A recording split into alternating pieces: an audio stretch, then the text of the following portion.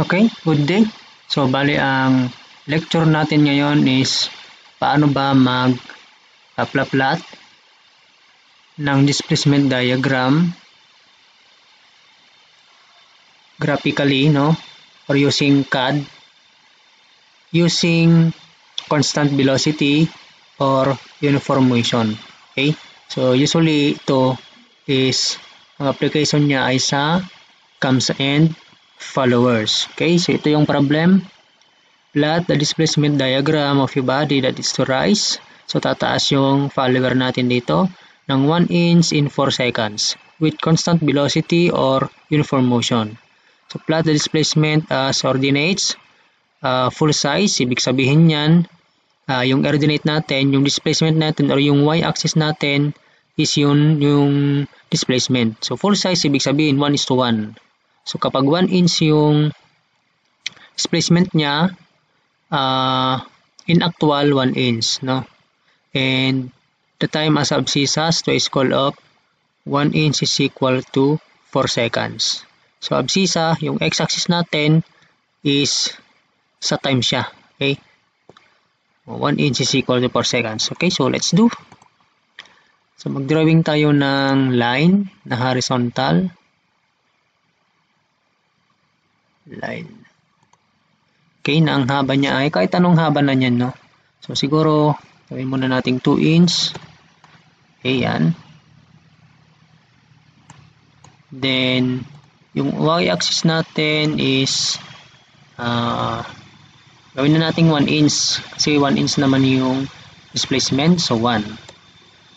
Okay.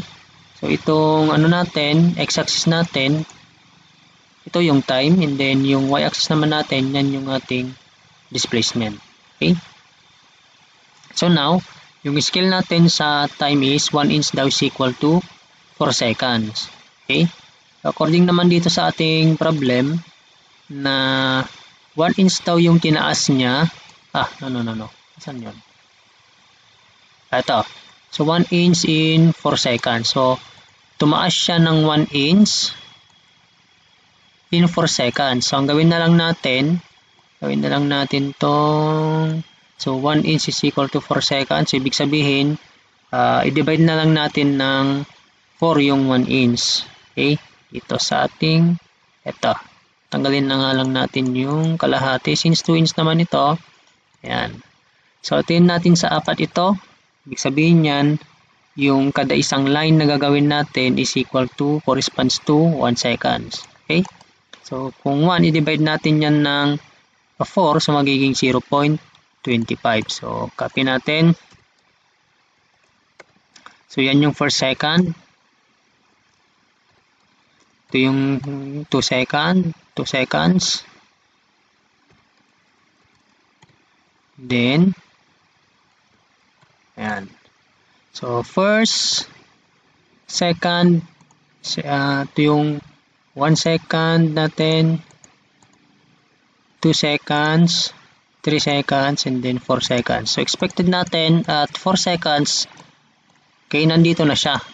So, 1 inch na yung kanyang tinaas. So, paano nga ba yan i-plot? So, madali lang yan. Ang gawin lang natin is, saglit, palitan lang natin ng kulay ito. Siguro,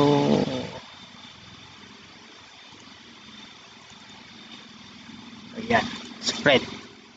So, kung i-plot natin yan,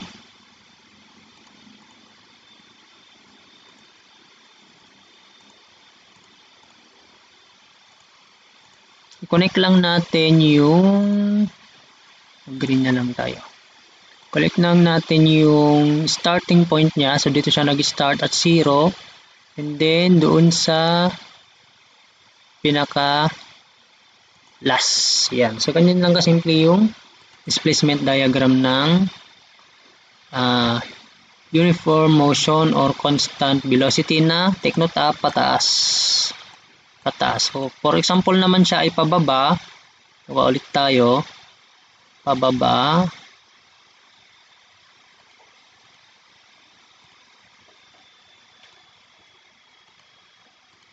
Okay. So, for example, dito tayo mag-start. 1. So 1 inch to, halimbawa nandito na siya, or ituloy na lang natin siguro to, no? Ituloy na lang natin pala to. So take note, yung kulay green, ito yung kanyang displacement diagram. Okay, from sa starting point niya dito sa pinakababa papunta dun dito, this 1 inch yung tinaas. Okay, then yan ay pataas ha. Okay, what if pababa naman siya? So after niyang tumaas ng 1 inch, pababa naman siya ng 1 inch.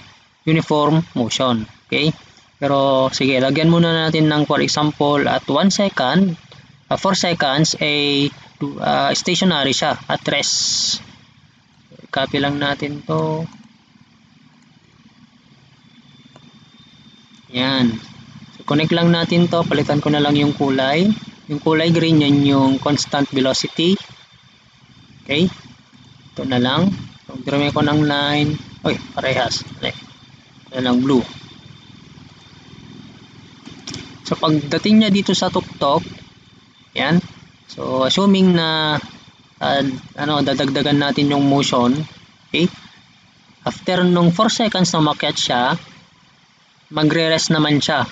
Okay? Another term yan ay dwell ng 4 seconds. So, kaya stationary to, no? Hindi na babago yung kanyang height. Okay? 4 seconds. And then, after ng 4 seconds na yan na siya ay naka-rest, so, assuming na bababa siya in 4 seconds ng 1 inch. Gawin natin, copy ulit natin to. So, 4 inch ulit. 1 inch ulit, 4 seconds. So, connect lang natin yung pinaka last. Ito, doon sa pinaka last din niyang pupuntahan. Ayan. Okay, so yan. So, ganyan lang kasimple ang pagdrawing ng displacement diagram ng uniform motion. Okay. Take note yung kulay green, ito yung uniform motion na pataas. Yung kulay blue, ito yung stationary or hindi siya gumagalaw, steady yung kanyang position. Then yung kulay purple naman is ito yung motion, uniform motion na pababa. Okay? Now, what if in 4 seconds palitan natin, no? Halimbawa, palitan natin to. Ang statement niya, in 4 seconds daw, bababa siya ng 1/2 inch. So, ang 1/2 inch natin is nasa gitna siyempre ng 1 ito. So, connect lang natin to doon sa yan. So, kung i-measure natin to, this is 1 inch. Ayan. So, ganun lang kasimple. Guys, class ang pag-drawing ng displacement diagram ng uniform motion or constant velocity. So, lagyan nyo na lang ito ng for example,